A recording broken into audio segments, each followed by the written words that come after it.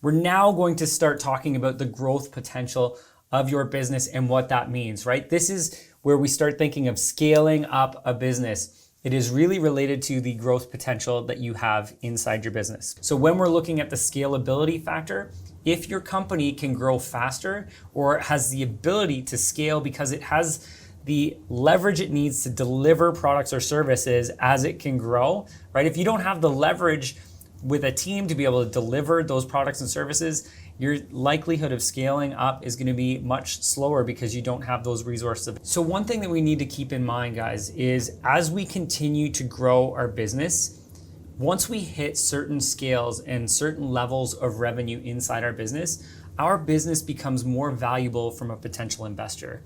Why? Because a lot of times, either one, the financial performance is strong, or two, it operates without the business owner. The average multiple is 3.76 on a typical business, but if your business is under $1 million in revenue, the typical average for that size business is 2.86. If you have a business between 1 million and 3 million, it's 3.67. So that's really right around the average transaction value for a sale of a business is going to be in that 1 to 3 million. But if you can push through, you get it over 3 million, but under 10, we're now looking at a 4.42. But really the next drive for you as a business owner is to try and hit that $10 million mark. And once you hit that $10 million mark, the available investors who are willing to look at your business as a really good investment, it continues to grow. And as you can see here, the average multiple on there is 5.1. Okay guys, the next factor that we need to look at is whether or not our business would be able to accommodate a large influx in demand. So again, this is part of the scalability and growth understanding inside our business. If our demand went up 5 times for the services that we had, how would that impact our ability to get value, and would we be able to deliver on that sort of demand? So the average multiple on this, like we've looked at, is 3.76. But if we were looking at this and saying our business could not take on that 5 times demand, our multiple would likely be 2.94%, where on the other end of the stick, if it was very easy for us, the multiple would be higher than average, 4.56. So we can see here that our ability to take on more work and continue to have the leverage to deliver for future growth is going to bring us a greater multiple at the end of it. The next factor we want to look at is what the potential growth of profit is going to be inside your business. So we've got an example here. Obviously, if we're going to be able to continue to grow our business by 20% a year from a profitability standpoint, there's going to be a greater value inside our business. We're looking at this and saying, yes, the 15% discount return at a simple valuation 5 times would be that $500,000 value. Now, if we have a business that is right now performing at $500,000, $100,000 a year, $500,000 value, but we're then adding 20% increased profitability every single year. So 100 to 120, all the way down, that over a 10-year period, the net income would go from 100,000 up to 620. What would that do for us as a business? Well, if that's the track record that we have and that's where we're heading, and a potential investor has confidence that they could accomplish that by investing in our company, it's going to drive massive returns inside the business. So the value right now is 500, but if we're looking at it as a 10-year, the value of the business with a 15% return, looking at a 20% growth rate and profit, is going to drive a almost $1.3 million offer. So that's 13 times. The next factor that we need to consider is really around the complexity of our business. So simpler is definitely going to be better. So in this example, we're talking about selling less to more people. So what we want to do is, instead of having 100 different SKUs in our retail store, is going, what 10 can we really focus on, do it easy so that it's repeatable, and we can continue to generate the highest profit margins on. In order to do this, we want to focus on products and services that are, one, not dependable on you, so they're teachable, and they're aligned to your most valuable customers. So we want to look at our top customers and say, what is it that they really want? What is it that we can make really teachable for anybody to deliver? And how do we create the greatest value for these customers in the short term, right? And then what we want to do is have that as a repeat business, make it a bit of a reoccurring revenue model for our business. So the next element of scalability and growth that we want to focus on is whether or not your products and services are teachable, valuable, and repeatable.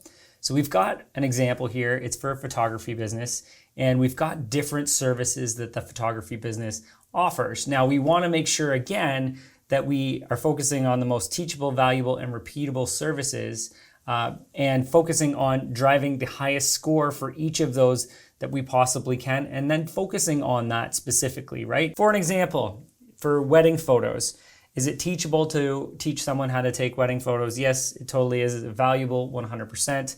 It's a very special day for a lot of people, maybe one of the most memorable of their lifetime. Is it repeatable? Not likely, right? You're not going to be able to take photos for the same people for the same wedding over and over and over again. So the total in this category is 16. Not a very high score. Baseball, for example, is it teachable? Yes, absolutely, except for maybe trying to track the kids down and keep them still. But if it's baseball and it's kids teams, absolutely, it's teachable. Is it valuable? Yes, it is. We're going to give it a score of 3 out of 10, probably because the parents want to see it, but there's not a whole bunch of value because it seems like it happens all the time. And a baseball photographer doesn't really bring much more value than the next baseball photographer. Is it repeatable? Absolutely. Every single year, if you get one team, you likely can get them every year. Repeat the business. We'll give that a score of 21. Corporate events. Is it teachable? We're going to give it a score of 3, likely because every corporate event is going to be completely different and the needs of the users are going to be completely different as well. So, from a teachability standpoint, you have to be able to problem solve in this situation. Is it valuable? Absolutely. The company is having a memorable experience in one way or another, and they want that captured, so it is valuable to them. Is it repeatable? Yes. To a certain extent, it's not always repeatable, but if you get the same company, you likely could get them over and over again at their multiple events. So that has a score of 18. Now, lastly, we're going to throw in here school photos, right? The photographer's dream, aside from having to go in and deal with multiple hundreds of kids maybe in one day, but there's one setup and you're going to get a lot of business flowing through in that day. So is it teachable? Yes. Is it valuable?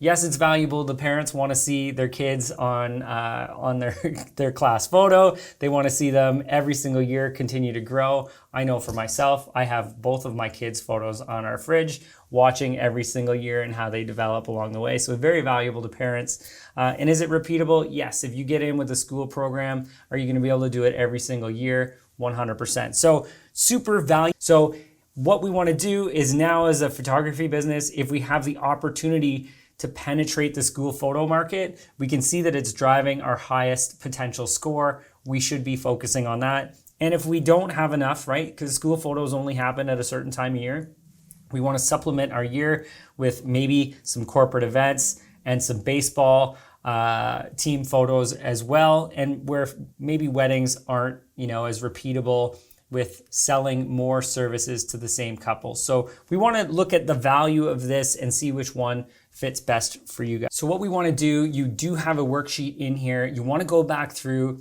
and you want to itemize all of your products and services, and you want to do this assessment for them. Are they teachable? Are they valuable? Are they repeatable? Because our goal is to do less and sell it to more people. Let's simplify.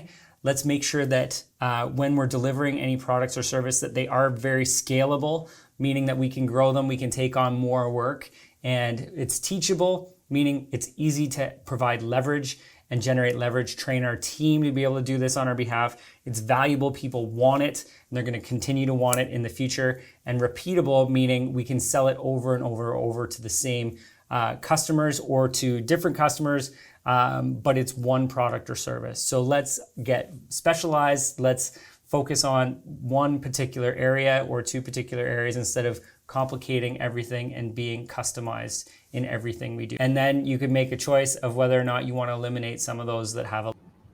Thank you for watching the video. To get access to the worksheet that we included in this session, click on the description below and download the document. This is a document that we use to help individuals plan out how to accomplish their $1 million year, and we want you to have access to it. Hey there, thank you for watching this video. If you like this video, make sure you like it, you leave a comment, share it with a friend, and make sure you hit subscribe to catch more videos just like this. And for all you ambitious entrepreneurs who are looking to start scaling your business immediately, make sure you check out the resources that we've included in the description below. We've got a link to download your digital copy of my best-selling book, The Wealthy Entrepreneur. That will give you so many tips and guidelines on how to scale your business starting now.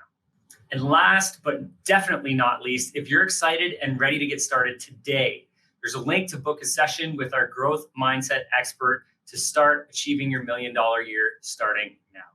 Remember, being a business owner isn't easy and not everybody understands it. But in the right community with the right strategy, you can accomplish your $1 million year and achieve financial freedom starting now.